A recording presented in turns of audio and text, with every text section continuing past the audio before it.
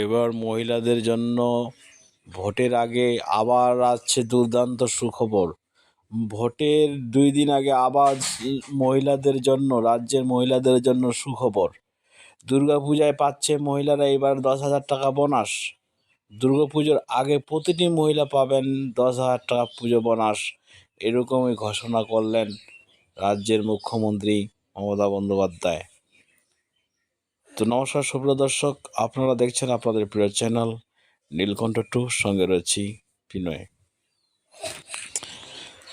দুর্গাপুজো একটা হচ্ছে হিন্দুদের একটা মহা উৎসব, প্রতি বছরই একবারে হয় এবং এই দুর্গাপুজোর সময় বিশেষ করে পশ্চিমবঙ্গে সবাই নতুন জামা কাপড় কেনাকাটা করে। তো ছোট সময়ে দেখেছি যে টাকা পয়সার অভাবে অনেকেরই এই জামা কাপড় কেনা বেচা খুব অসুবিধার সম্মুখীন হতে হয়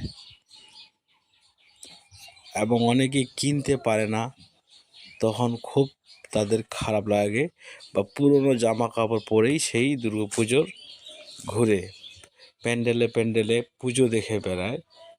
ঠিক আছে, তো সেই সকল মহিলাদের দিকে তাকিয়ে রাজ্য সরকার ভোটের আগে আবার একটা প্রতিশ্রুতি দিল যে পুনরায় যদি সরকার গঠন করতে পারে তাহলে আবার একটা প্রকল্প চালু করবে, যেটার নাম দেওয়া হয়েছে দুর্গাশ্রী প্রকল্প। এই প্রকল্পে রাজ্যের সমস্ত মহিলারা, শোনা যাচ্ছে এবার কিন্তু রাজ্যের সমস্ত মহিলারা পাবে না। তার কারণ হচ্ছে এলাকায় এলাকায় যে সকল মহিলারা শুধুমাত্র রাজ্য সরকারকে ভোট দিয়ে থাকে বা সেই সব এলাকায় মার্কিং করে বা চিহ্নিত করে সেই সব সুবিধাগুলি দেওয়া হবে এবং সেই সব এলাকার ভোটের যে একজন মেম্বার বা কোনো প্রতিনিধি থাকে এবং সে নির্বাচন করে দিবে কে সে কাকে দেওয়া যাবে এবং কাকে দেওয়া যাবে না, সেটাই হিসাব করবে সেই এলাকার একজন বুথ কমিটির লোক। বুথ কমিটির দিয়ে কিন্তু সেটা এবার বিবেচনা করা হবে। এর আগে অনেক প্রকল্পই কিন্তু কোনো রকম না দেখে শুনে সবাইকে সুবিধাগুলি দেওয়া হতো, এবার কিন্তু সেটা হয়ে উঠবে না। এবার সেখানকার বুথ কমিটি যে থাকবে তার দিয়েই চিহ্নিত করা হবে। তার কারণ হচ্ছে সবাই সব রকম ফ্যাসিলিটি পেয়ে যাওয়ার পরেও যখন এই মাননীয় মুখ্যমন্ত্রীর দিকে তাকায় না, তখন দুঃখ লাগে। তো দর্শক, আপনারা দেখছেন আপনাদের প্রিয় চ্যানেল নীলকণ্ঠ 2, সঙ্গে রয়েছি বিনয়। এরকমই জানানো হয়েছে।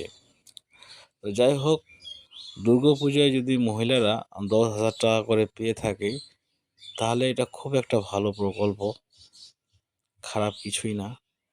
দুর্গাপুজোর আগে আগে 10,000 টাকা পাওয়া মানে ফ্যামিলির 2-4টি বাচ্চার কেনাকাটা হয়ে যাওয়া।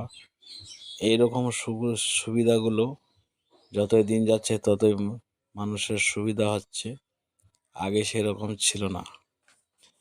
তো আমার এই ভিডিওটা বানানোর উদ্দেশ্য কোনো সরকারকে বা কোনো ইসেকে হেল্প করা নয়। আমার সব রকম সরকারেরই প্রকল্পগুলি বা ইশতেহারগুলি আমি ছাড়ছি। যেরকম এর আগের প্রতিশ্রুতি দিয়েছিলেন বিজেপি সরকার আসলে, যেরকম প্রতিশ্রুতি দিয়েছেন লক্ষ্মী ভাণ্ডারকে অন্নপূর্ণা ভাণ্ডার বানিয়ে 3,000 টাকা করে দিবে, যারা যুবশক্তি এখন 1,500 পায় তারা 3,000 পাবে।